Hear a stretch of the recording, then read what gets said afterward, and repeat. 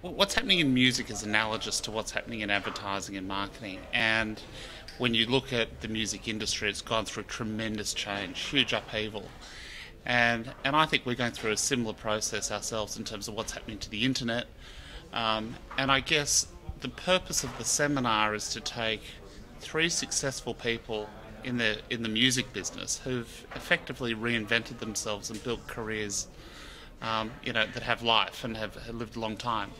And so, from a Y&R perspective, we see there's a huge opportunity out there. And what we want to do is create a seminar and a forum to talk about how these guys did it in music, with a view that we'll parlay that into advertising and marketing. That was part of the criteria, to look at guys who have, in their musical career, especially with those two guys, made an enormous impact. I mean, Trevor, the video killed the radio star. That was the very first video that was played on MTV. So there's a nice metaphor in terms of what's happening in our business and what's happened in theirs too.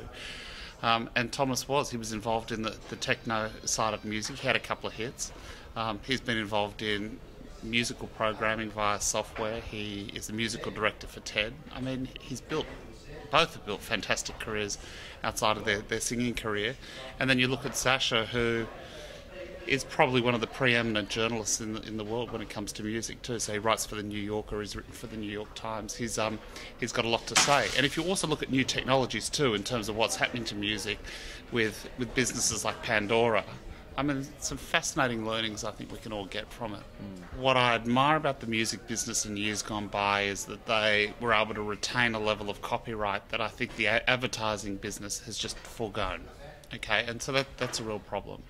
But having said that, and I'll draw another analogy for you, what I think is really interesting in the newspaper business, the way the internet looked like it was crushing newspapers. I'm quite optimistic that the iPad and new technologies will actually give newspapers another income source and might actually help save them. So the point to our Thursday seminar is not to have all the solutions, but to discuss some of the issues that are out there. We did Roger Daltrey last year with The Who. And I guess if you take those bands and musicians that have had careers that have gone on for decades, more than years, but gone on for decades, they view themselves as brands. The music business can also learn, I think, from marketing and advertising. I mean, there's a new economic model out there, and I think that gone are the days where musicians would churn out, albums by the millions and then not even think about sponsorship and other revenue streams now. And I think that we're finding this meshing together of content, music, branding, sponsors, the advertisers themselves, and they're all coming together. So we're also seeing musicians are more willing to do deals. So there are a lot of musicians out there who've got their first break having their music played on ads. I'll give you another example. If you look at the iPod advertising from a few years back, I mean, there was a well-known Australian band called Jet who basically got broken internationally off the back of that commercial that was run for them. So you're seeing a revolution in terms of how people market music, a revolution in terms of how they go to market per se. But again, everyone's having to learn from each other and do things that are a little unconventional. I think the advertising industry is I think they've recognised that you've got to continue to innovate. I think the overriding rule for me is that I just look at the way technology disrupts everything. So, how that would parlay to a Y&R, for instance, is you just cannot, and it's obvious, but you cannot rely on traditional sources of revenue. And so the whole world has been turned upside down. So, we kind of look at it now and say there's an enormous opportunity if you can come up with positionings and differentiation on behalf of the brands that you work for and then execute them across a number of different mediums.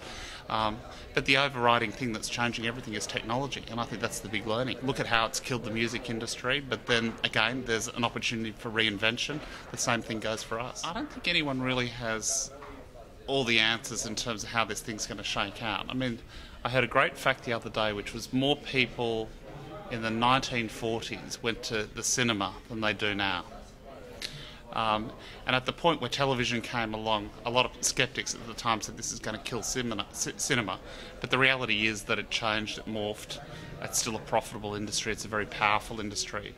And so, I think the thing with music, with television, they will redefine themselves. And again, there's an economic model out there.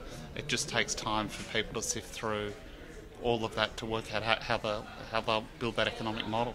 I got a really interesting learning when we asked Al Gore to do it, and we didn't pay for him either, which is interesting. A lot of people said, God, you must have thrown a lot of money at getting him. He's a very honourable, great guy.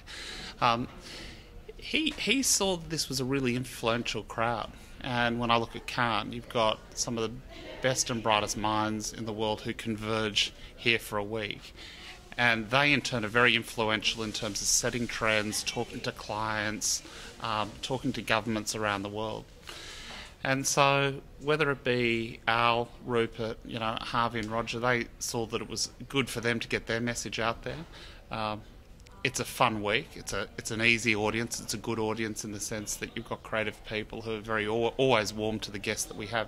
I mean, every year in which we've done it, each of the guests that we've brought along have loved it. So, from a Y&R perspective, I mean, I think it's good for us to help try and facilitate the convergence of all those people and their views, philosophies, their ideas to this particular audience and to be a part of it. And I think Cannes is really important. So we want to play a meaningful role every year in doing that.